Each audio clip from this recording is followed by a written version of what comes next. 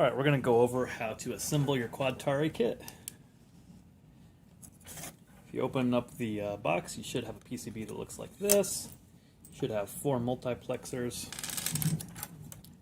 4 of the 9-pin connectors, and a couple of resistors. I don't have those right in front of me now. I'll grab those in a second.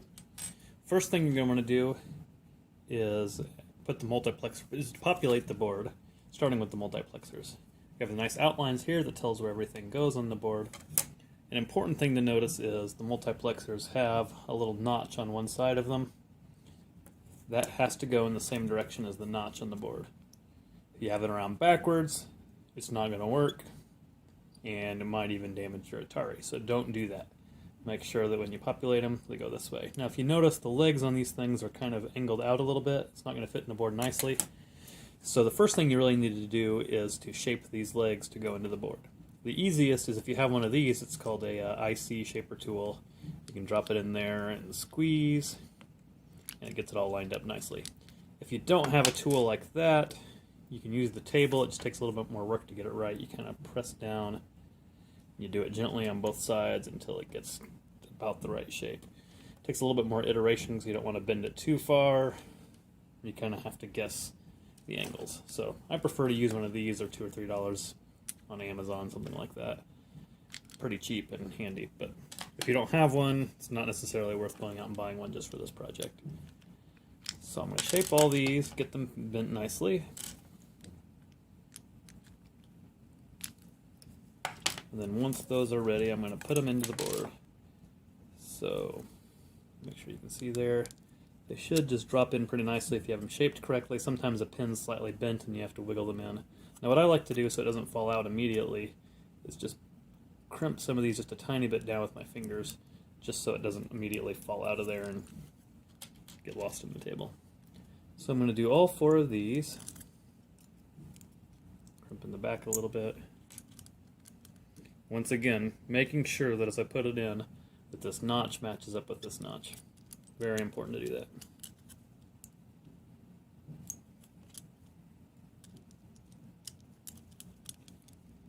Once all 4 of those are in place, we're going to want to do these 9-pin connectors, the joystick connectors. Now the trick with these is that when the manufacturer sent them to me, during shipping sometimes the pins get a little bit bent. I've tried to straighten out the ones that I mail to everybody, but you still will want to check them, because if the pins are bent, they're not going to go nicely into the board. So just with your fingers, kind of straighten them out until they look fairly straight. Also, these little supports sometimes get bent out of whack. So you'll want to check each of those before we start to put this in. This one's a little bit bent. I'm going to straighten it out. That one looks pretty good. This one's a little bit of a mess. Alright. Once those are straightened out, we're going to pop them onto these connectors on the board. The easiest way to do it is to start from the side and eyeball it to make sure each of the pins is lined up, and then kind of rotate it into place, and it should pop right in. If it doesn't pop right in, don't force it, because you might inadvertently smash a pin the wrong way and bend a pin. So if it doesn't pop right in, wiggle it a little bit, try to finesse the pins into place. You might have to pull it out and straighten the pin.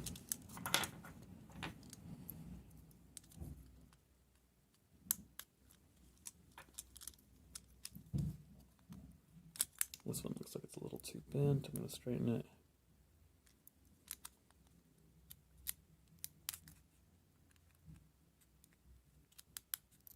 And this one's giving me a little bit of grief there. That one went in. Now you can see the only thing left is the spot for 2 resistors. I'm going to grab them. I didn't think to grab them before I sat down.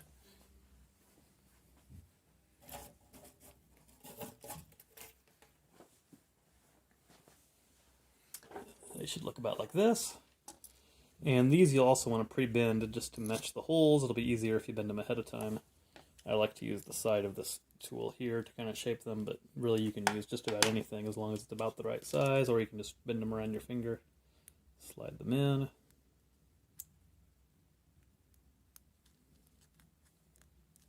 And I like to kind of bend the pins in the back so again it doesn't just pop right out as soon as I flip the board over.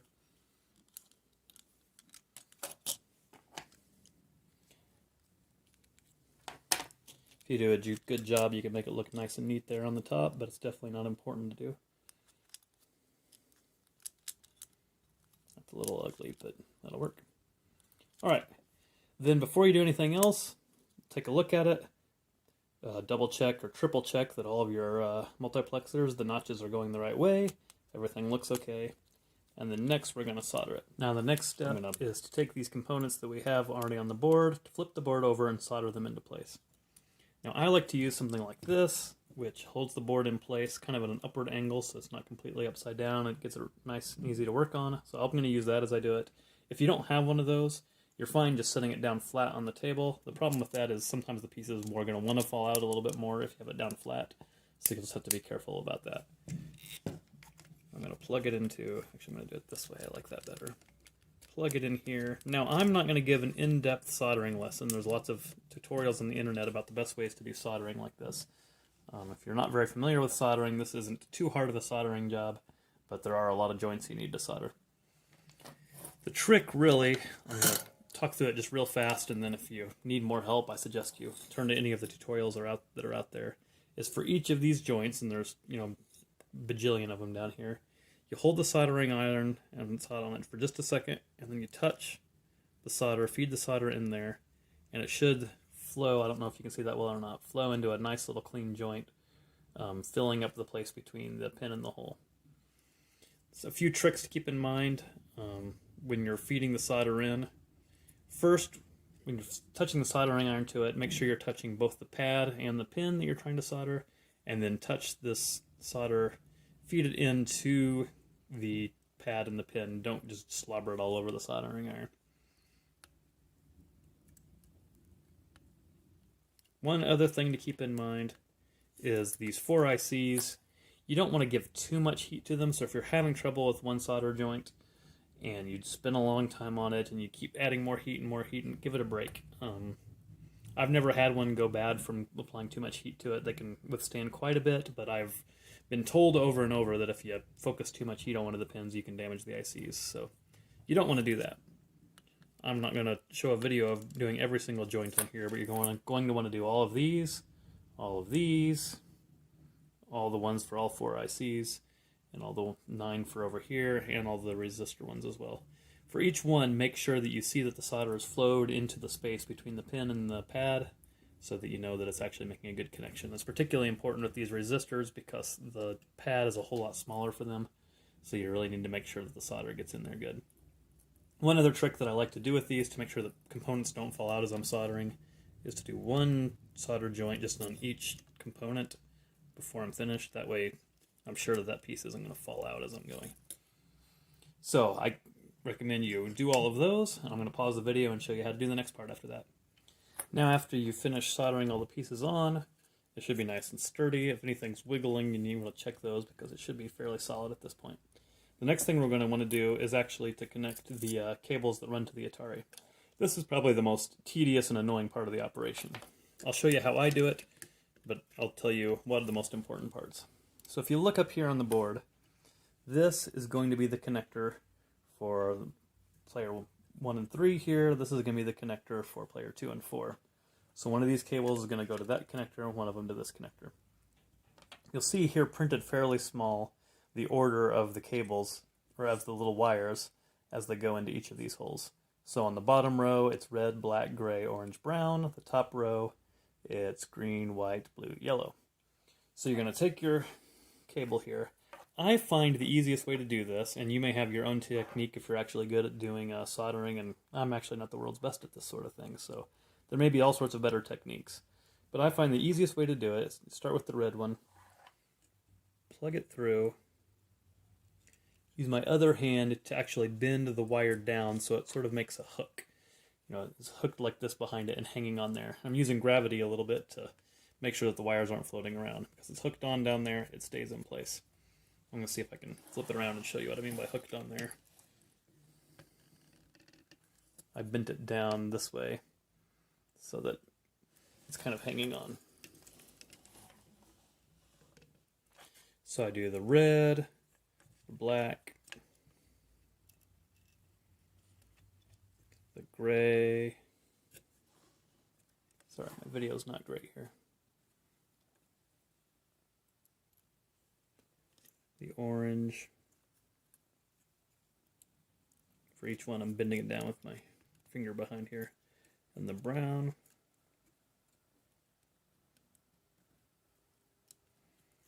And then you can kind of flip this back a little bit. I don't know how well you can see that. Flip it back, you can see all 4 or 5 of them there. And then solder each of those. And then as soon as I'm done soldering them, I'll take my clippers and clip them off so they're out of the way. I got wire clippers like this. So once they're soldered in, clipping these extra little pieces off. And then I'll do the next row. Flip it back up. And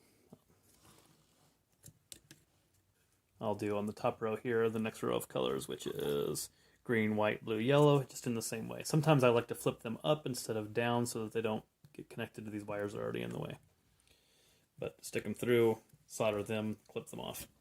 Then you're going to do the same thing for this other half right here. Like I said, this part is a little bit tedious, making sure the wires don't flop around. I do like this technique of having them hang on there because it keeps everything in place. Otherwise, sometimes the wires want to float all over the place.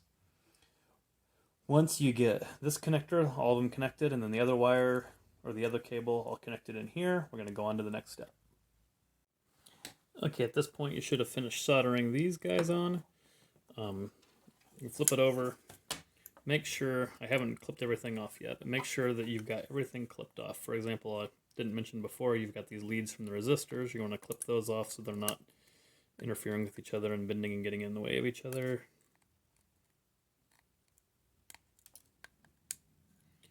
And similarly, if you haven't done so, you want to clip all of these guys off the top so they don't get bent and make contact with each other. That would be bad. It's okay if it scuffs up your board just a little bit, as long as you don't get in and break those traces that you see in there.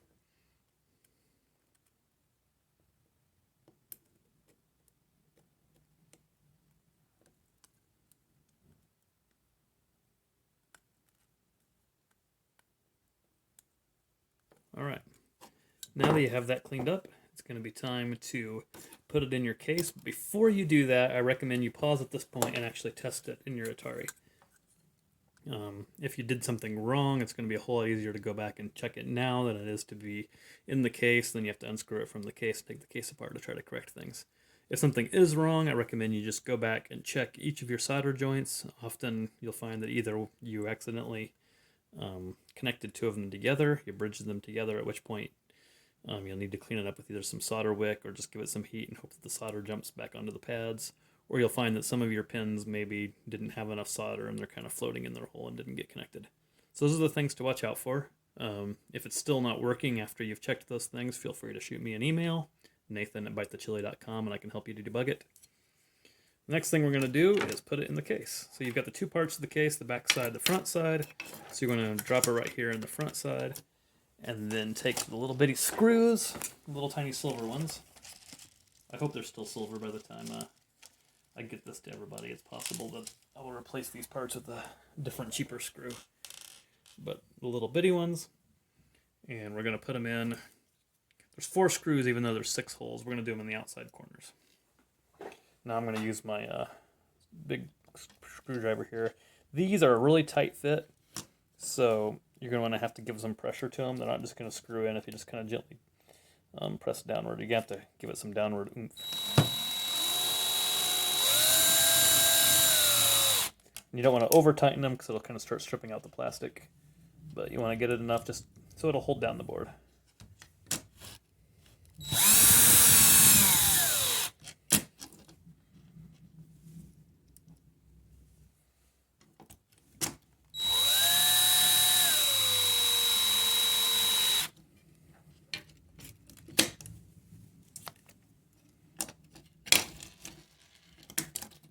Bit got stuck in there.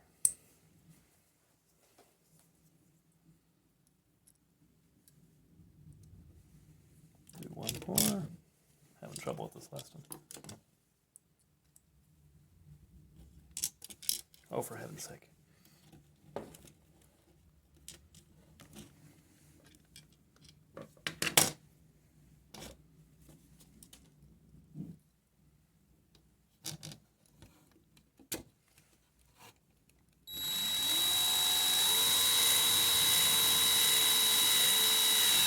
Alright, Once those are in there, then we're going to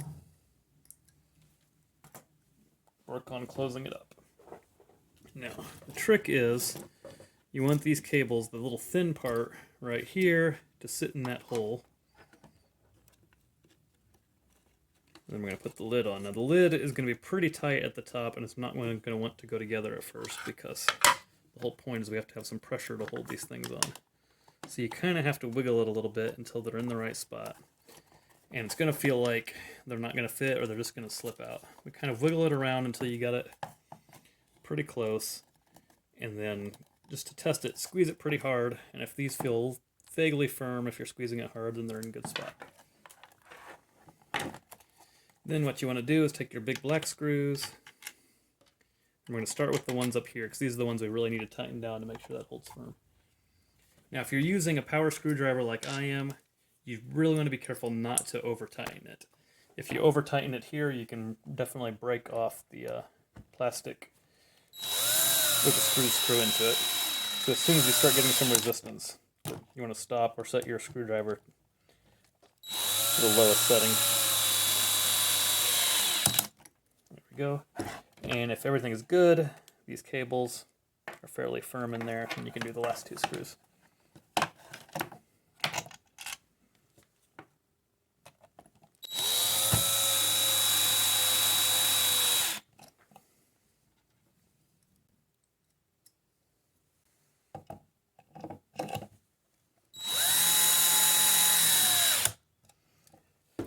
And then you should be good to go. Your Quadtari will be ready to try on your Atari. And again, if you have any trouble with it, feel free to drop me a line.